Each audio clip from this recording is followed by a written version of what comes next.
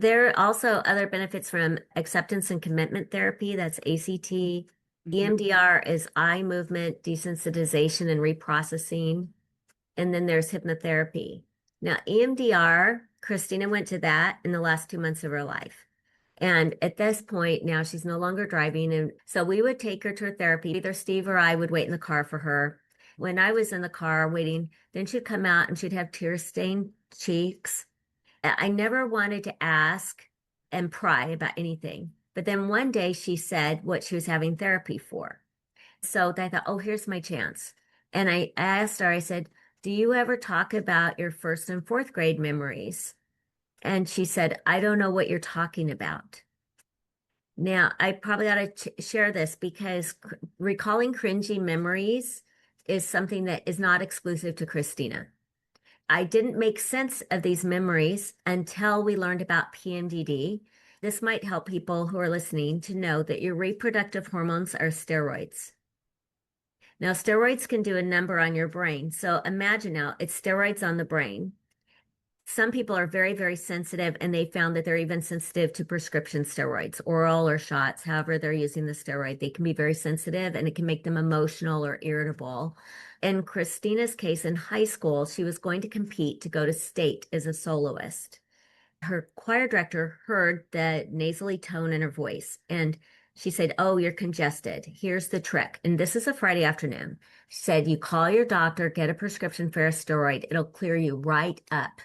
So we hustled that afternoon. We called the doctor's office, ran over, got the prescription, went to the pharmacy, got her the steroid. The next morning, we're driving 45 minutes from where we lived in Texas down to Arlington. And I look in the back seat and she's crying.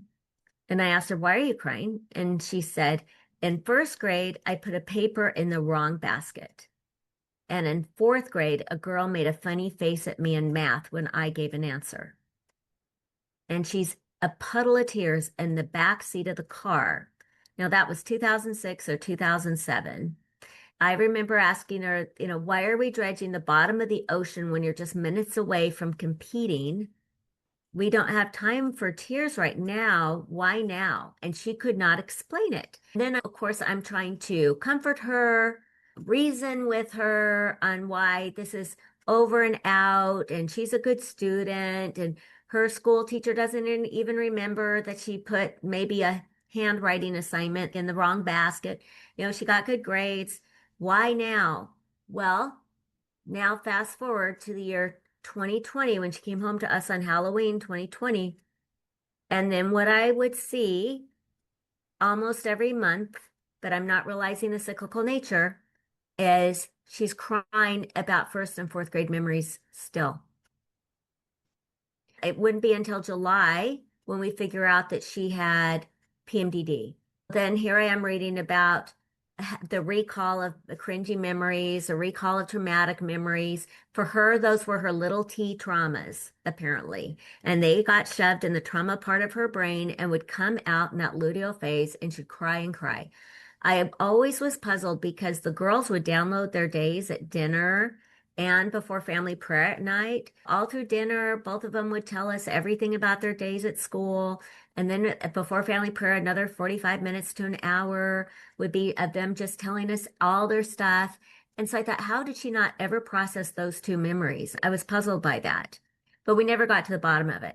So now here we are in EMDR therapy in September and October of 2021. This is just in the weeks before she died. She comes out with tears. She volunteers that she was crying about a certain thing that she was talking to her therapist about for EMDR. And then I said, do you ever deal with your first and fourth grade memories? And she said, I don't know what you're even talking about. It had to have been follicular phase that she was in and not luteal phase. But that her memories were actually different. Yes. What would surface. Exactly. And those only came out of that deep, dark spot of her brain in the luteal phase before her periods. Wow. I can relate to that. Well, I spoke to a researcher who is doing research on the effect of sex steroids on the brain, and he was not surprised by that story. And the correlation between how she handled or didn't handle well that one steroid pill back in high school. And who knows, maybe that was a button pusher for PMDD. We'll never know. But Yeah. then you can do research on steroid psychosis, and it's a thing. For steroid psychosis, you don't know who's going to draw that short straw and experience that. Hmm. But the first line of defense would be to wean them off the steroid. Then the Hmm. next line would be, if they still have the psychosis, to try something like Zyprexa, an antipsychotic. And then after that, they don't know how long you're going to be stuck in that steroid psychosis if you're sensitive to those steroids that you had in your body. Isn't that something? And then I saw on one of the social media sites on a platform, somebody wrote in on a PMDD group, and she asked the group, do you have a negative reaction that is like PMDD like if you have a steroid prescription? The different answers that came back used two words. They either used the word crazy or they used the word insane. So that sensitivity to prescription steroids was very similar to what they experienced with their PMDD experiences every month. Wow. Isn't that a wow? I hope that didn't It go too is. far in the weeds, but it's No. so telling. Yes. So our sex hormones are steroids, Yes. Yeah. progesterone and estrogen, like estradiol Mhm. and okay. Testosterone, yeah, all of it, Yeah. the whole enchilada. By the time they make up to your brain, it's really metabolites of them interacting in your brain. I'm not a brain specialist, so that's as far as I can go before I embarrass myself. So, I don't want to do that. But generally, as lay people, we can understand that Mhm. as our body is going through these processes, that our reproductive hormones are steroids. And we'll get to the menstrual cycle at fifth vital sign in just a second. But these forms of therapy can be very helpful for some people, and some really get really good results with hypnotherapy. Then the different dietary supplements, you wouldn't take them all at once, but you could look into them, but always discuss with your doctor first, because if you're on certain prescriptions, you don't want to have something that is conflicting with that prescription. The lifestyle changes that you've spoken about are critical. And then for you and for family members, loved ones, coworkers, whoever's in your life, a friend who is standing by you, remember, not all treatments work the same for everybody. So you can't be badgering your loved ones saying, our neighbor does this, maybe you should try this, because everybody's going to be different. Trial and error is going to be happening over and over again, generally. Now, for some, they're fortunate. Something works for them and it works great for a long time. Patience is crucial, and you need to keep in mind the real suffering that is being experienced by your daughter, your loved one, your friend who has PMDD.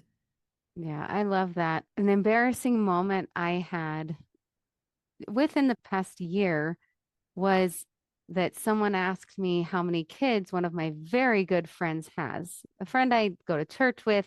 I'm in the Hmm. young women's presidency and our girls are in there. I told her a number and I would have sworn on my life that that was how many kids she had.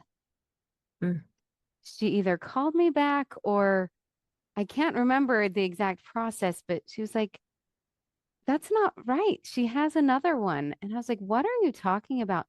I did not believe her. It was still like within hours of me saying, no, this is how many kids she has.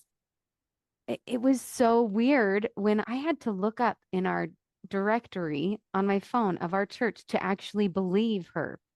Oh, Once I read the names, I was like, how could I forget? Like, how could I forget that child? So it happens. It's a little scary because it's memory, right? And so it's humbling for me, but also just to your point, like, please, it's good for people to know. You get to decide how much they know, mm-hmm. but also be understanding. I'm thankful my husband is understanding. And if I am ruminating about a certain problem or a certain thing, he's learned to recognize she's stuck on this. Help her address it, but not in a like, just the logic down doesn't work. Right. And you don't want to be treated dismissively either, like, oh, it's your PMDD time, and making it a negative where you suddenly feel like you've got to hide it. Right. because somebody's being critical of you, because this is a legit medical problem. This is not anybody's fault. So this is no different than having fill in the blank medical problem. Your family and the people that you know and are with all the time will be serving you better if they can offer that love and support. Do you know, I gave this presentation recently as a wellness presentation to an organization. And afterward, the executive director asked me to stay, and I was worried, like, did I say something wrong? Actually, it wasn't. It was the most beautiful interaction with her. Such a kind and loving woman. She said, I can tell you're a woman of faith. And I said, I am. And she said, I am too. And the whole time you were talking and explaining about PMDD, I kept wishing I could send Christina a message that if I had been her friend, I would have stood by her. I would have had her back. I would have been that person to go to her house and help her kids get ready for bed and make a meal and run the vacuum. I would have been that friend. I just wish I had known her. Isn't that so touching? That is so sweet. So, for those listening who have a loved one with PMDD, you have that opportunity to be that kind of support to them and Yeah. assure them if you are doing those things, supportive things, that you know that they're capable of doing those things. But just like if they had just broken their leg, you wouldn't want them to be pushing themselves to vacuum or fix a meal. You would want them to rest so they could heal. Likewise with PMDD. You want Yes. to serve with love and compassion and say, I know you're capable of doing this, and you would make yourself do it if you could. But I want to relieve you so that you can rest. And please let me do this because it's easy for me to do it right now. And I want to do it out of love. The one thing that we don't realize is the miracle of the menstrual cycle and how very powerful it is. The menstrual cycle affects your mental health. It affects your brain. It affects your cardiovascular system, your respiratory system, your nervous system, your digestive system, your skin, your hair, your eyesight, everything. So when you think about the power of the menstrual cycle, why aren't we always being asked about it? Can you relate to this? Fearing that if your doctor is going to bring up your period, that they're going to treat you dismissively, and the next comment will be, oh, honey, we all have PMS. The reason why we have that fear is because it replays over and over frequently in offices. And we see that on the private message boards among those who have PMDD. They were treated dismissively. And then they leave gaslighting themselves, even wondering if what they have is as serious as they're trying to portray to the doctor. But the menstrual cycle needs to be asked about because it's a very complex process that affects your whole body. It needs to be considered as the fifth vital sign. When you go to the ER, it is often on the patient intake form or when you go to the doctor. But sometimes those in the medical profession might mistakenly think that it only is alluding to whether or not you might be pregnant, but that's not the case. It could be that if you're showing up with signs of distress and psychosis, or you're feeling suicidal or homicidal, or you're self-harming, if you have these distressing symptoms, or you're in a psychiatrist's office and you're agitated or angry or very, very tearful, can you imagine how helpful it would be to know when your period is going to start? Yes. It's Very. extremely helpful. And it's not so that you can be treated dismissively. It's so that you can get the help that you need.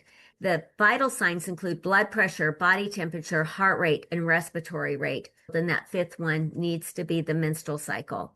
One of Christina's friends actually had a heart attack related to her menstrual cycle at age 32. Wow. And the doctor knew that was the situation. Christina gave me some questions, and I think it's yes, it is. It's the next slide. So, what can you do as a medical professional? I asked Oh, Christina yay. a Christina's questions. question. Yes. What happened was on July 16th, 2021, Christina had slipped into what we now know as psychosis. We were calling it delusions, and we had to return her to the hospital. That night, we knelt by our bed to pray like we did every night. With Christina usually sleeping in our room, it'd be the three of us. And when she was gone, we were always sad and heavy-hearted. When she was in the hospital, we would look over at her empty bed in our room and wish she was there with us because we always had family prayer and family hugs. I'd always kiss her head right here, just like I had all her life growing up, always on the side of her head and on the side of her sister Marissa's head. Anyway, that night, we're sobbing and praying for her and just saying, Heavenly Father, it's been 9 months that she's been here with us. She's married. She has two little kids. None of us know what this is. Her doctors can't figure it out. And we just always wonder, where does she go when she goes into these delusions? What's happening to her? She had such a beautiful life that she worked hard for. You know, she was a diligent student. It didn't come easy. She studied hard and she did her coursework and everything.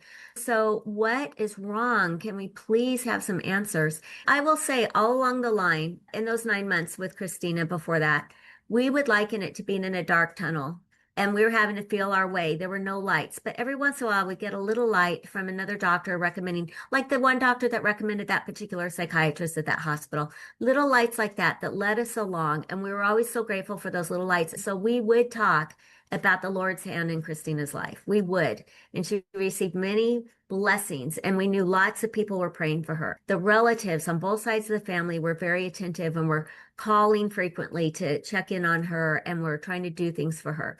So we had those little lights in our dark tunnel. But that night we prayed and it was just like this huge emotional release. My husband and I were both crying so hard for our precious daughter, not knowing what happened to her to destroy her life like this.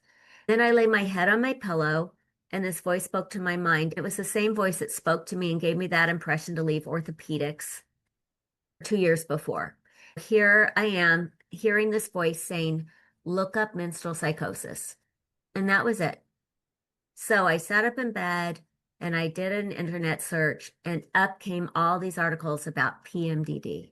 I read all night long as if I weren't even tired. There was one article in particular about 17 women who went undiagnosed and untreated for a long time. Obviously, it's a very small study, 17 women. But as I read their quotes, I could hear Christina's voice because she had said many of the same things.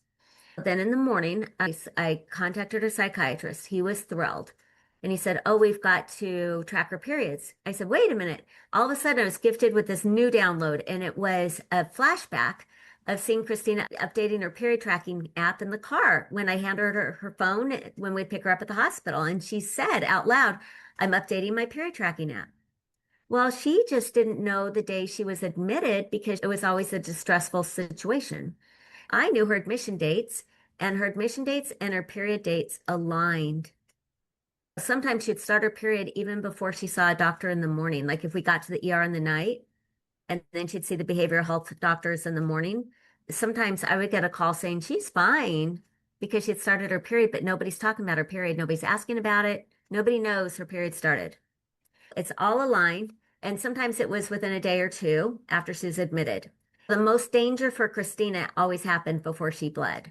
So she could be depressed and very tired, anxious, panic attacky, all of that for a week or two and aches and pains. But the danger really was before bleeding. Well, I spoke to Christina then and I said, honey, we know what you have. You have PMDD. I was able to explain it to her because she was clear-minded because she had started her period in the night. And I asked her, what would have helped you? She comprehended all of it. And she said, Mom, if they had known about PMDD in the ER, and when I was in distress from having just attempted or were delusional, I know I could answer these questions. When was your last period? When are you expecting your next period? And she would have had her phone at that point. But then she said, and this third question, I could answer it no matter what. What is PMS like for you? She said, I would have said, my PMS is lasting 2 weeks.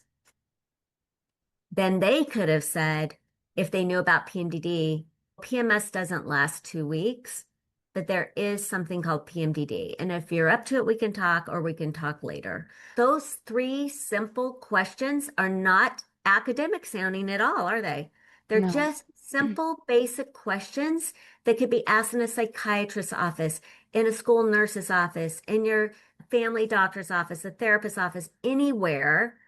Those could be asked. And that question, what is PMS like for you, could be enlightening to a doctor who knows about PMDD. Because all of a sudden, if they're thinking, oh, I get so rageful, I always ask for a divorce, or I want to quit my job, or I run off my friends, or I have these outbursts, or I say hateful things to my kids, all these things. Well, why don't we start tracking? let's see what it looks like, and let's see if those symptoms are only happening in that time frame, because I'm thinking PMDD, and it could at least rule it in or rule it out. There's your opportunity right there. Some very simple questions. But if you've got patients who are already upset, already not themselves, to get any more complicated than those questions, I think is too much. When she gave me these questions, I thought they were brilliant. Yeah, they're very simple. Like you said, Mhm. even in psychosis or not like being totally well, you can answer these. Yeah, exactly. As an aside, I learned after Christina passed from somebody else that there are some who have danger around ovulation. Majority have danger around their period starting. But for some, they'll ovulate and then feel suicidal. And then the symptoms kind of, they're not great, they're not pleasant. It's hard, right? Where you feel tired or you feel on edge or whatever. But then danger symptoms could spike again right before your period. It could vary. So that's another reason why you would want to know when was the last period, when are you expecting the next, so we could see when are you ovulating, when is the period coming, how does all this fit? Yes, and I'm You one of raised your those hand. Tell people. me. Oh, what Yeah. happened to you? Before knowing about PMDD, Hmm.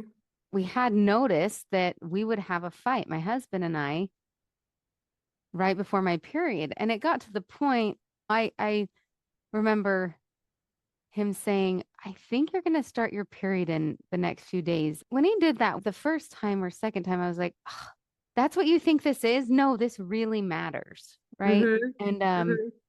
but then with learning about PMDD, I remember he said it again. He was like, Heidi, I think you're going to feel better. I think your period's going to start. I realized he was coming from a loving place. It wasn't like this, can we just get this over with? Because it's not even going to matter. Yes. You know, it wasn't like Yes. that. It was, I Mhm. was like, maybe you're right.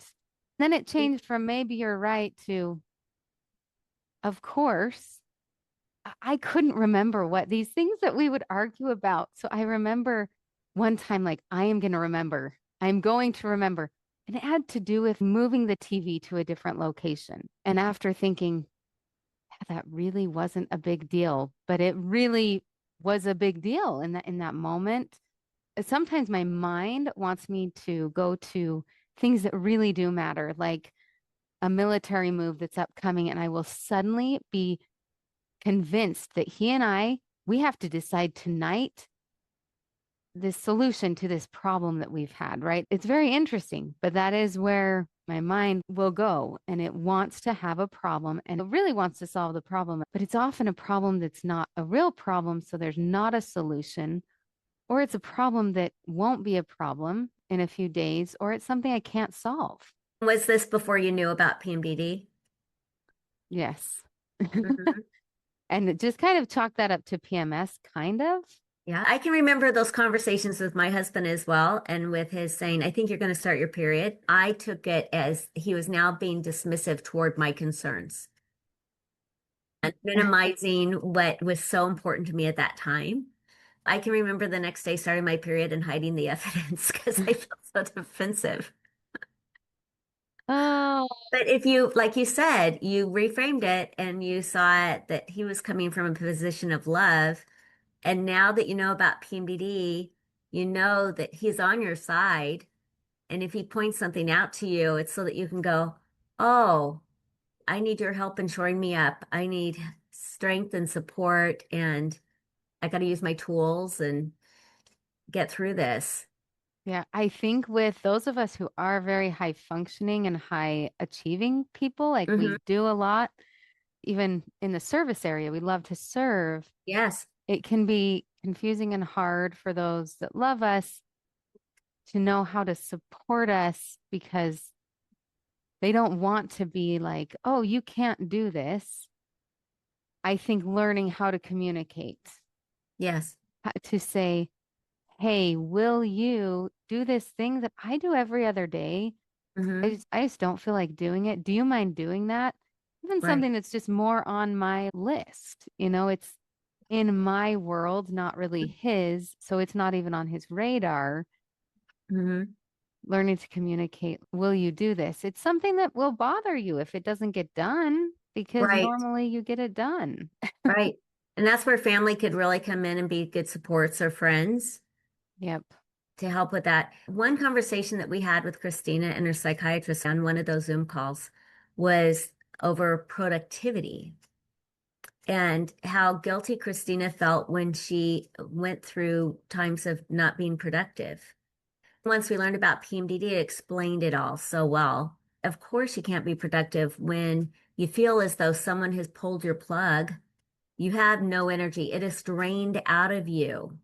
The thought of taking the trash can out to the street or fixing dinner seems like too much. But then the shame and the guilt would settle in because she thought, I can do this because Christina's like you, high functioning, accomplished. She didn't realize how much value she put on herself based on her productivity. But then we all, her psychiatrist and we, didn't really fully understand how much we were talking to a shield in front of her. Our words were bouncing off this PMDD shield because we're trying to tell her, you are of worth whether or not you can be productive. But she wasn't internalizing that at the time. It's almost impossible to, at least for me. Hmm. But now I know it's just the shield. I know, and I can get there more easily and at least recognize that what they're saying is true. I just don't feel it. Hmm. Do you feel like with increased understanding that families can heal and marriages can have some healing? If all of us understand this, I feel like that's really part of what's on our hearts to do is increase awareness so that parents, spouses, partners, friends, children, everybody could be more understanding that this is a legit medical problem and that their loved one needs support. This isn't the time to fight back and to engage in that way, but to try to lift their burden and to try to show more love. Maybe if we could forgive the misunderstandings, the times when the conversations go sideways, all of this, to understand this is PMDD talking right now, but don't make any sarcastic remarks about PMDD because that would be like making a sarcastic remark to somebody about their cancer or their diabetes or fill in the blank medical problem. This is real. Yeah. I do think understanding can definitely heal families, marriages, relationships. Hmm. Yeah.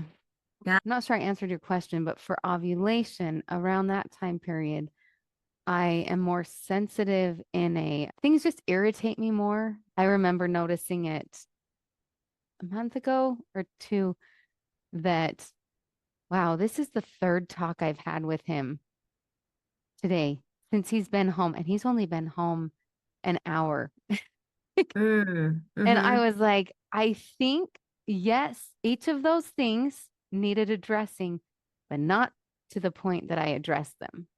I Right. won't have a full blown argument with my husband about something during ovulation where I would right before a period.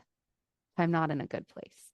Have you figured out what led to having a lighter PMDD experience in your luteal phase versus other months when it's more difficult? Do you know what precipitated the differences? Yes, the fluoxetine helped.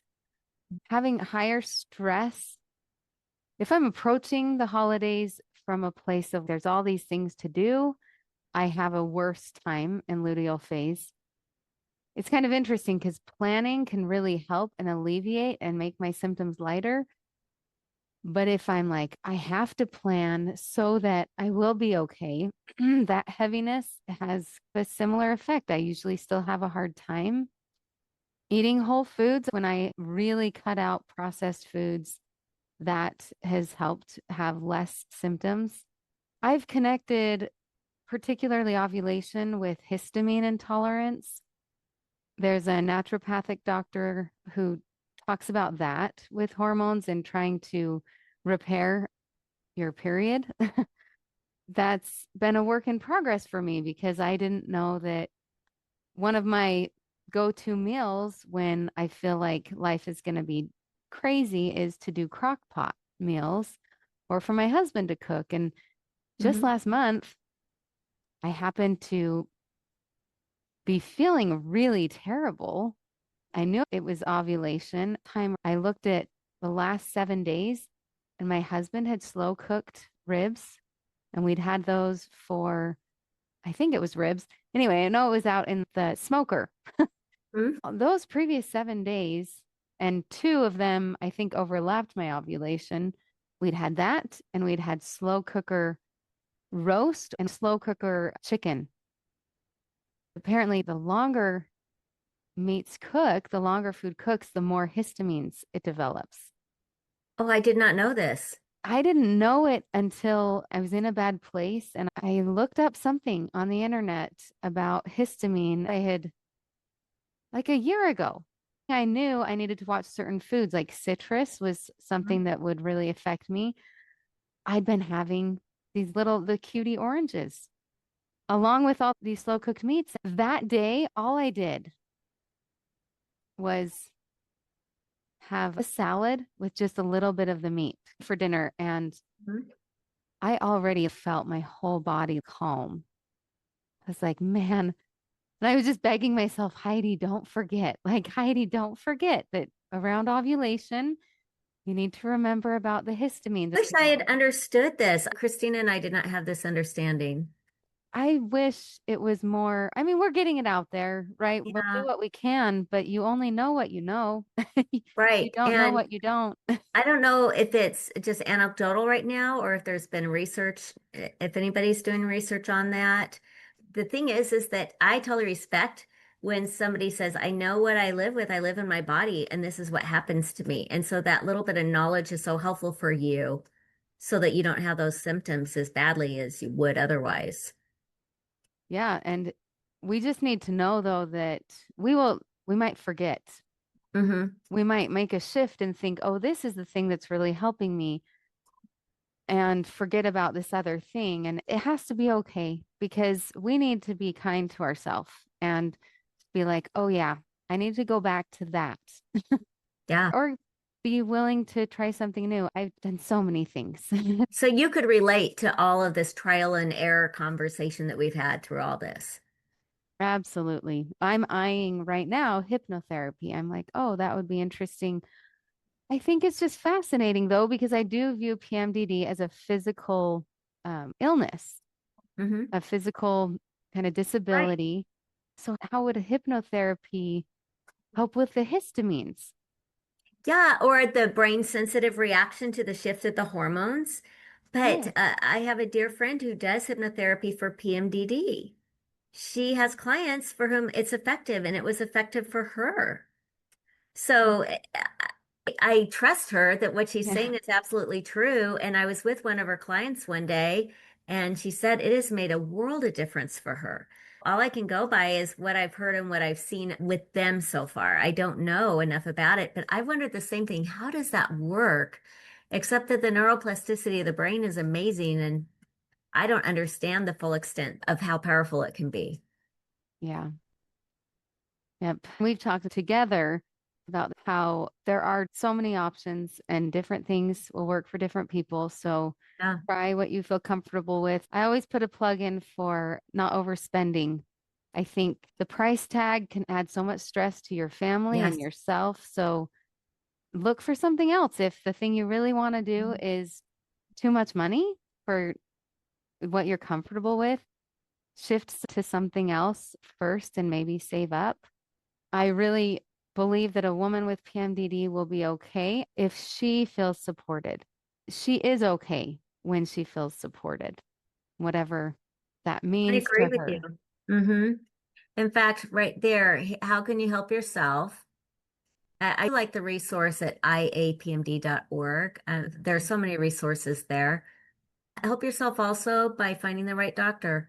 The first gynecologist Christina saw gaslit her. I think our eyes met and we both knew what was going on. We just didn't say anything in the appointment, but then when we got out to the parking lot where we could freely talk to each other, we knew we wouldn't be returning to that doctor. Advocate for yourself by preparing questions and concerns before appointments. And if you're comfortable, bring someone with you. One mother wrote to me one night, late at night.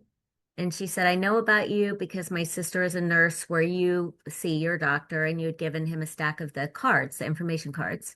She gave me one of the cards, and this could be my daughter. We're trying to find out.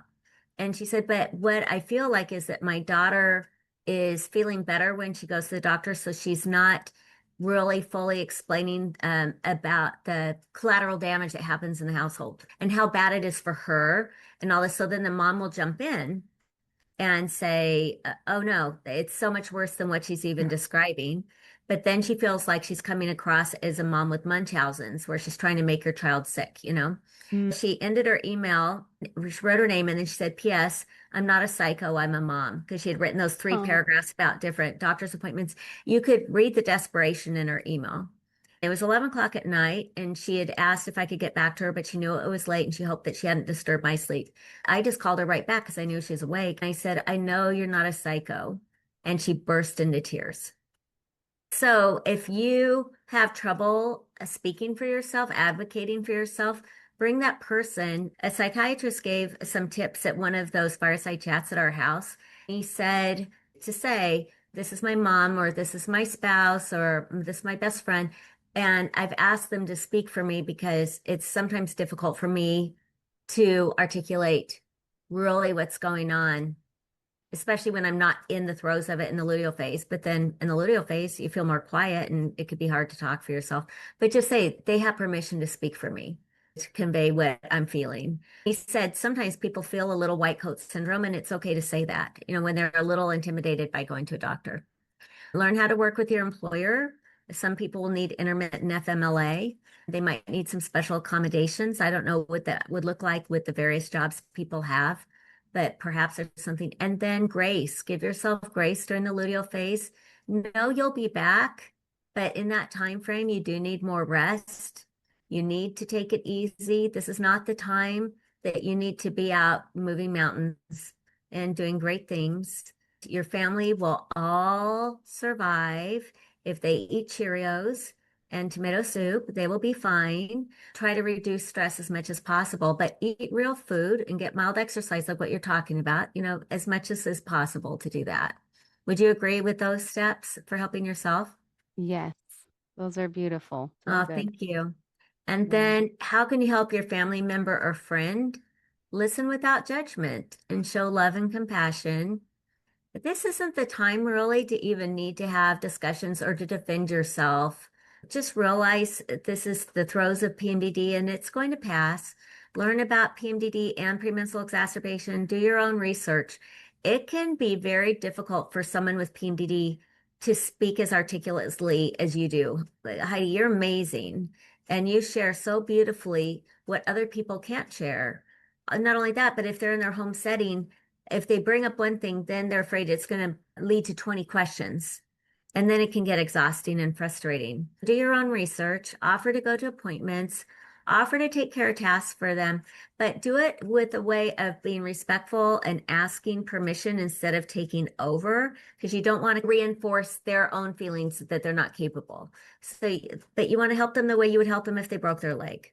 Basic things that seem simple to you because you feel good could feel daunting to the person with PMDD. Can you imagine if you feel so exhausted, like your plug has been pulled, and yet you're supposed to muster the strength to take a shower, get dressed, get in the car, drive across town through traffic just to go to a grocery store and mind your way up and down aisles to do grocery shopping or whatever you have to do? That could feel daunting, couldn't it? Preparing meals, cleaning, helping with children, like homework, baths, getting ready for bed, taking care of pets, outside work, whatever it is, getting the trash out to the street for trash day, going to the pharmacy or the post office, and then encourage rest. Not everything has to be done. Stop looking at social media. Stop looking at perfect houses on social media. Sometimes I'll see these young moms and their homes look absolutely perfect, and they'll write something like, forgive the mess. And I'm looking at their house thinking, I don't see a mess. What mess? Sometimes we're so hard on ourselves, but you're allowed to live in your house. And living in your house means there will be dirty dishes. There will be pots and pans. There will be laundry that needs to be folded. That's living in your house. And it doesn't have to be done right away.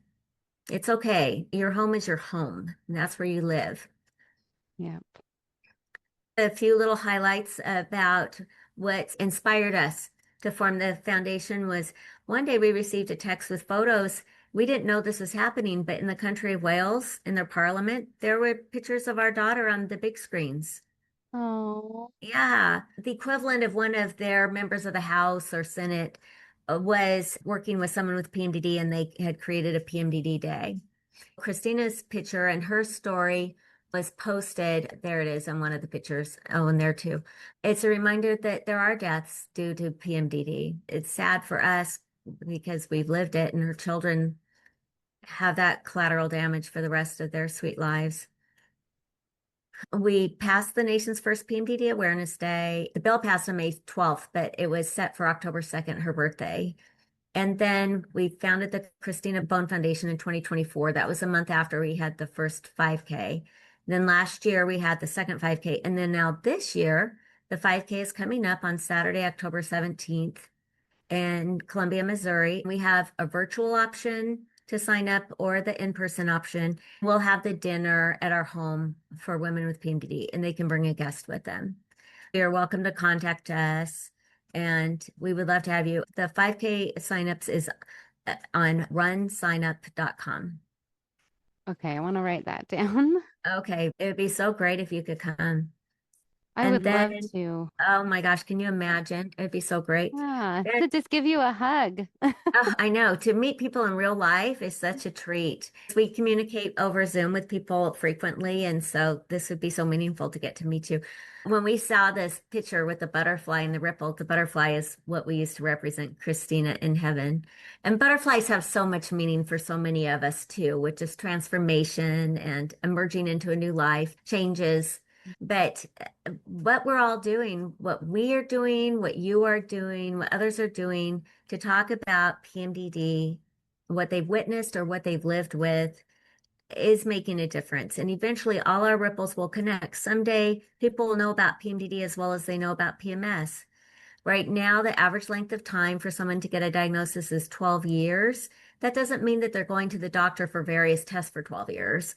It's just that they haven't heard about it or their doctor hadn't heard about it. And then it's just taking forever to get the right diagnosis. They finally land at the right doctor. Something changes.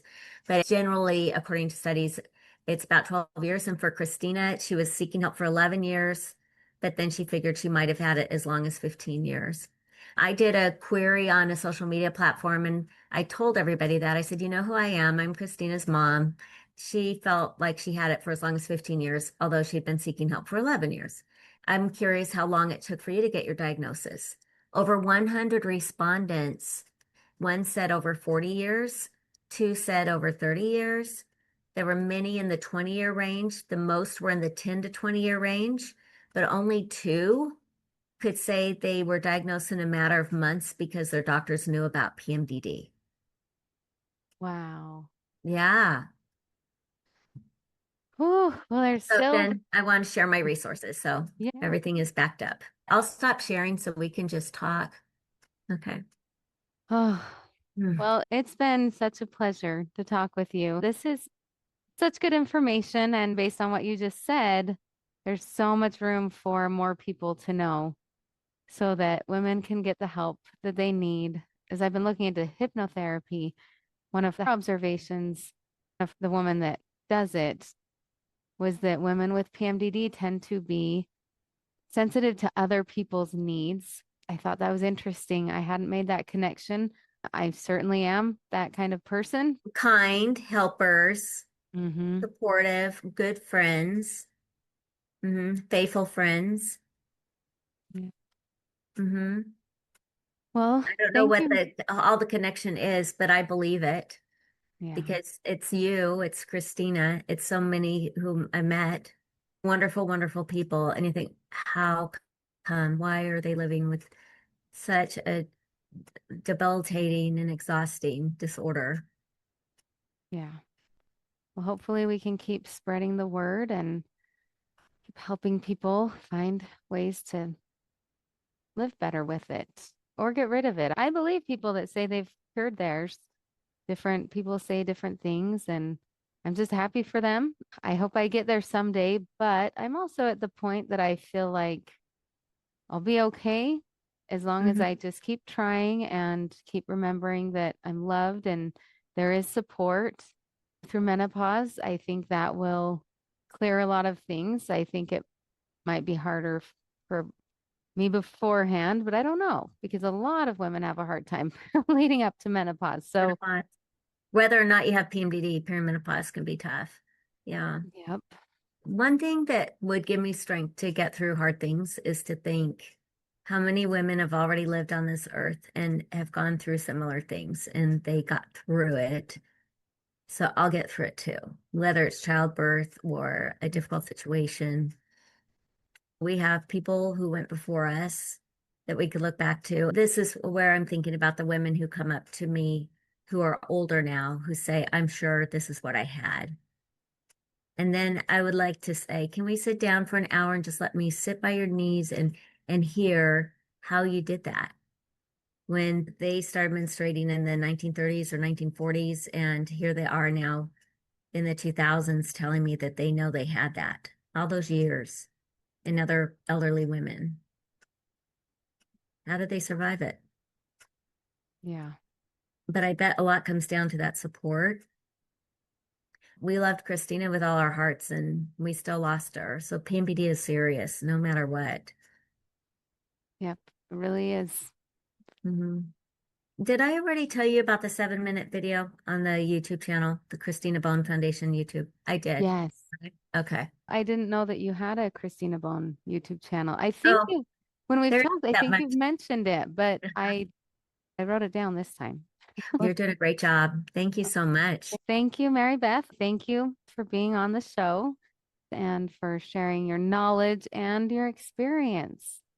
It's nice to be here with you. I'm so glad we met. Me too. Absolutely.